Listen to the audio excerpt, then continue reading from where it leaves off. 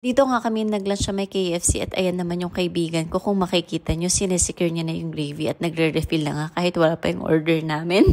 So ito nga yung lunch namin for today. Binigay ko na nga yung order niya pero parang feeling niya maliit yung chicken kaya gusto niya na lang din daw mag-original kaya nga tawang-tawa ako dito. So ayun, di na siya nakatiis kaya yun, pinapalitan niya na lang sa counter.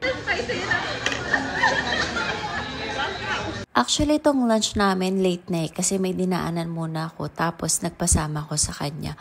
So talagang pareho kaming gutom nung nag-meet kami. Talagang pareho talaga kaming wala pang kain kaya medyo sabaw pa talaga kami sa isa't isa. So after that, nag-decide muna kami mag-SB habang nag-aantay dun sa sundo ko.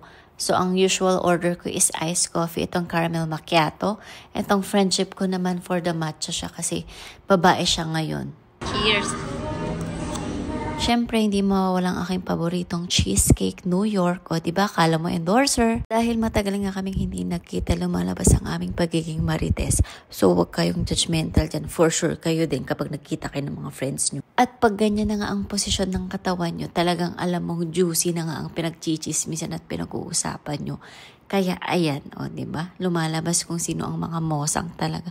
Charis! Ayun lang!